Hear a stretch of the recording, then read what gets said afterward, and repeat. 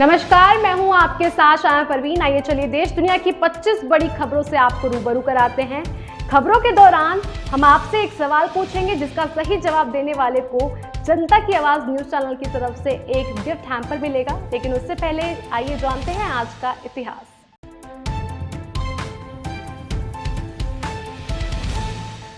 आज ही के दिन हैदराबाद सियासत का 17 सितंबर 1948 को भारत में विलय हुआ। भारतीय राजनेता और वर्तमान प्रधानमंत्री नरेंद्र मोदी का जन्म 17 सितंबर 1950 में हुआ। भारतीय रेल एवं प्राकृतिक गैस आयोग का गठन आज ही के दिन 1956 में हुआ। उज्बेकिस्तान के समरकंद में शंघाई कोऑपरेशन ऑर्गेनाइजेशन की बैठक शुरू। 3 साल बाद पहली बार एक मंच पर दिखे प्रधानमंत्री नरेंद्र मोदी और चीन के राष्ट्रपति शी जिनपिंग। इस मीटिंग में एससीओ के सुधार और विस्तार, रीजनल सिक्योरिटी, सहयोग, कनेक्टिविटी को मजबूत करने और व्यापार को बढ़ावा देने पर चर्चा होगी। गौतम अडानी दुनिया के दूसरे सबसे रईस शख्स बन गए। Forbes real times billionaire index में गौतम अडानी ने ये स्थान बर्नार्ड अर्नॉल्ट को पछाड़कर हासिल किया है। अब वह 155.7 अरब डॉलर के साथ दुनिया के दूसरे सबसे बड़े अरबपति हो गए। मैरिटल रेप को अपराध घोषित करने की मांग पर सुप्रीम कोर्ट ने केंद्र सरकार को नोटिस जारी किया। अब इस मामले में अगले साल फरवरी में होगी सुनवाई। दरअसल मैरिटल रेप के मामले में दिल्ली हाई कोर्ट की बेंच के विभाजित होने को चुनौती दी गई। 11 मई को दिल्ली हाई कोर्ट के 2 जजों ने अलग अलग फैसला दिया था। दिल्ली की शराब नीति मामले में ईडी ने देश के कई शहरों में छापेमारी की। रिपोर्ट के मुताबिक आंध्र प्रदेश के नेल्लोर और कुछ अन्य शहरों, कर्नाटक, तमिलनाडु, दिल्ली एनसीआर में शराब कारोबारियों, वितरकों के नेटवर्क पर छापे मारे जा रहे। योग गुरु बाबा रामदेव ने पतंजलि ग्रुप की 4 कंपनियों के आईपीओ लाने का ऐलान किया। पतंजलि आयुर्वेद, पतंजलि वेलनेस, पतंजलि मेडिसिन और पतंजलि लाइफस्टाइल के आईपीओ मार्केट में आएंगे। ये कंपनियां जल्द ही शेयर बाजार में लिस्ट होगी। उन्होंने इसकी घोषणा दिल्ली में एक प्रेस कॉन्फ्रेंस कर करी।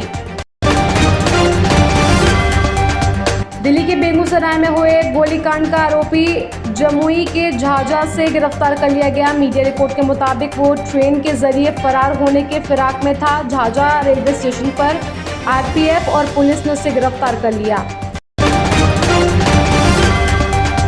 उत्तर प्रदेश के लखनऊ के कैंट के अंतर्गत दिलकुशा में मकान की दीवार गिरने से 9 लोगों की मौत की खबर आई। मरने वालों में 3 महिला, 3 पुरुष और 3 बच्चे बताया जा रहा है कि हादसा भारी बारिश के चलते हुआ। मौसम विभाग ने लखनऊ में बारिश को लेकर चेताया है। नेशनल टेस्टिंग एजेंसी की ओर से CUET UG 2022 परीक्षा रिजल्ट जारी कर दिए गए हैं। इसमें लगभग 20,000 उम्मीदवारों ने 30 विषयों में 100% अंक हासिल किए हैं।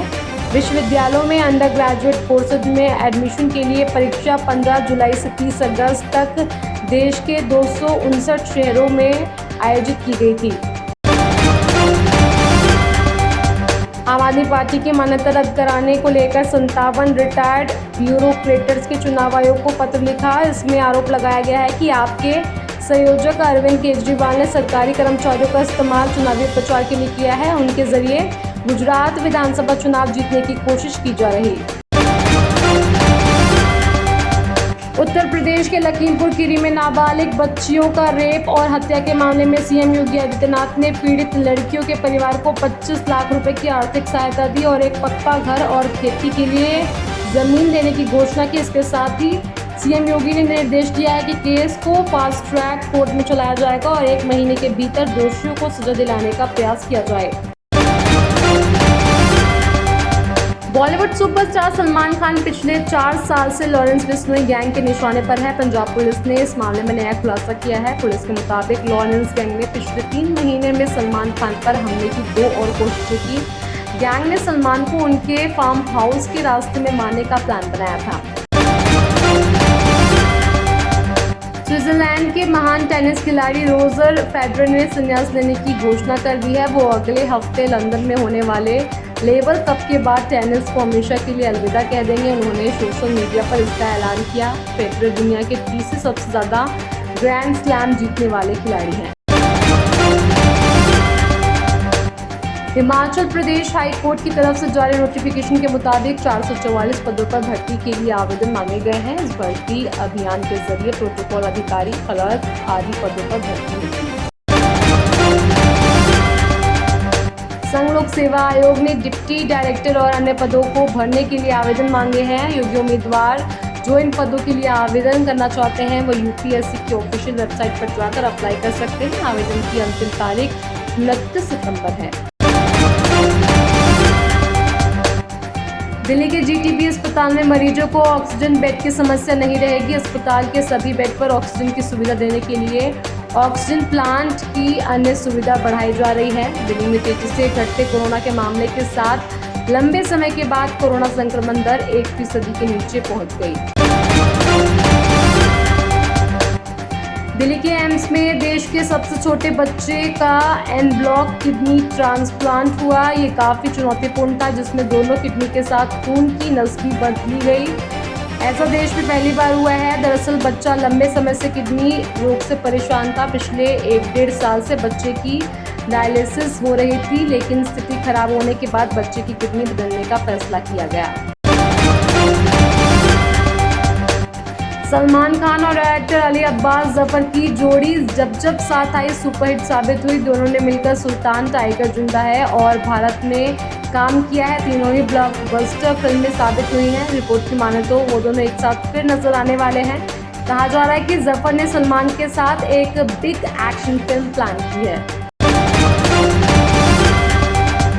अली अब्बास जफर की फिल्म जोगी ओटीटी प्लेटफॉर्म नेटफ्लिक्स पर रिलीज हो गई है। फिल्म में दिलजीत दोसांझ लीड रोल में प्ले कर रहे हैं। बॉलीवुड की कुछ ही फिल्मों में नजर आने वाले दिलजीत ने फिल्म में शानदार अदाकारी का नमूना पेश किया है। आपको बता दें कि जफर की ये फिल्म 1984 में हुए सिख दंगों की कहानी पर आधारित है। महाटक सुकेश चंद्रशेखर के 200 करोड़ के मनी लॉन्ड्रिंग मामले में इन दिनों बॉलीवुड एक्ट्रेस से ईडी द्वारा पूछताछ की जा रही है। हाल ही में जैकलीन और नोरा फतेही को ईडी ने दिल्ली बुलाकर सवाल जवाब किया। वहीं उन हीरोइनों की लिस्ट भी बनाई जा रही है जिन्हें सुकेश ने महंगे गिफ्ट दिए हैं। इस लिस्ट में टीवी एक्ट्रेस चाहत खन्ना का भी नाम आ रहा। अमेरिकी बाजार के कमजोर रुख और बिकवाली के दबाव में भारतीय शेयर बाजार में दिखी गिरावट।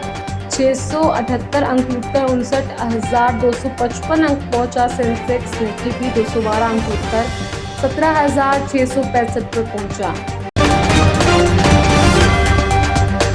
देश की राजधानी दिल्ली और आसपास के इलाकों में सुबह से हल्के बादल छाए हुए। कुछ इलाकों में हल्की बारिश भी हुई। दिल्ली में आज न्यूनतम तापमान 30 डिग्री सेल्सियस रहेगा, जबकि अधिकतम तापमान 31 डिग्री तक पहुंच सकता है। UIDAI लोगों को हर 10 साल में स्वेच्छा से अपना बायोमेट्रिक डेटा अपडेट करने के लिए प्रोत्साहित करेगा। आधिकारिक सूत्रों से जानकारी मिली है कि वर्तमान में 5 और 15 वर्ष की आयु के बाद के बच्चों के आधार के लिए अपने बायोमेट्रिक को अपडेट कर नया करना आवश्यक है। अगर आप भी यूनियन बैंक ऑफ इंडिया के कस्टमर हैं तो आपके लिए काम की खबर है। बैंक ने 2 करोड़ से कम राशि वाले फिक्स डिपॉजिट पर बैंक ने अपनी ब्याज दरों को रिवाइज किया है। एफडी पर नई ब्याज दरें 15 सितंबर से लागू होंगी। टाटा मोटर्स अपनी न्यू इलेक्ट्रिक कार से पर्दा उठाने जा रही है। ये एक किफायती सेगमेंट की कार होगी और इसका नाम टाटा टाइगो ईवी होगा। ये एक हैचबैक सेगमेंट की कार है और भारतीय वाहन निर्माता कंपनी कार की इस कार के मुकाबले कोई और दूसरी कार मौजूद नहीं। भारत में पैक्ड पानी का सबसे पॉपुलर ब्रांड बिसलेरी बिक सकता है। टाटा समूह ने रमेश चौहान के नेतृत्व वाली भारत की सबसे बड़ी packaged water company Bisleri international में हिस्सेदारी खरीदने की पेशकश की है। रिपोर्ट के अनुसार कंपनी के 3 अधिकारियों ने इस डेवलपमेंट के बारे में जानकारी दी।